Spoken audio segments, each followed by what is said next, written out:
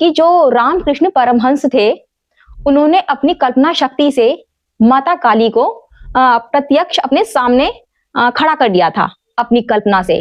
क्योंकि उनकी कल्पना में तो बहुत शक्ति थी कि उन्होंने अपनी कल्पना से दोस्तों माता काली को बना दिया था। क्योंकि उनकी जो भक्ति थी और उसी भक्ति की शक्ति से उन्होंने माता काली को बना दिया। अब दोस्तों ये चीज इतनी बढ़ गई थी कि वो दीवानों की तरह प्यार करने लग गए थे। अगर रात को उनके अंदर भाव जागता तो वो रात को 2 बजे भी खड़े होकर पूजा पाठ करने लगते थे, क्योंकि उनकी भावना ही ऐसी थी। और वो अपने आंसुओं के साथ में उनको प्यार करते थे, नाचते थे, झूमते थे। अब दोस्तों यही सिलसिला चलता रहा। तो एक रोज क्या था कि उनके गुरु ने उन्हें देख लिया। जब गुरु ने देख लिया तो उनसे कहा कि इससे तो तू और भी ऊपर जा सकता है, इससे तू और भी ऊपर जा सकता है। तब बोला कि नहीं, मेरे को तो और ऊपर जाना नहीं है, मैं तो इसके अंदर बहुत खुश हूँ। माता काली मुझे मिल गई है, मेरी माँ काली है, मैं उनसे बहुत प्यार करता हूँ, वो मेरे से बहुत प्यार करती है, कि नहीं तू और भी ऊपर जा सकता है। तो उन्हें फोर्स किया। जब फोर्स किया तो उन्होंने मेडिटेशन का रास्ता बताया। मेडिटेशन जब वो करने बैठते दोस्तों, तो उनकी कल्पना शक्ति से फिर से वो उनके सामने खड़ी हो जाती माता काली। भाई बड़े परेशान, माता काली आगे ही नहीं बढ़ने देती थी।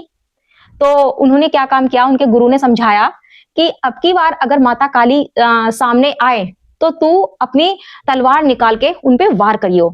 तो रामकृष्ण परमहंस ने बोला कि मैं अपनी माता के ऊपर वार करूंगा?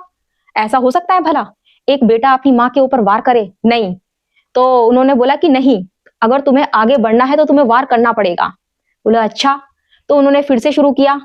अब वो माता काली फिर से सामने आ गई। अब जब आ गई तो वो बढ़ नहीं पाए, फिर से वही हुआ, नहीं आगे बढ़ पाए। फिर से उनके गुरु ने वही समझाया।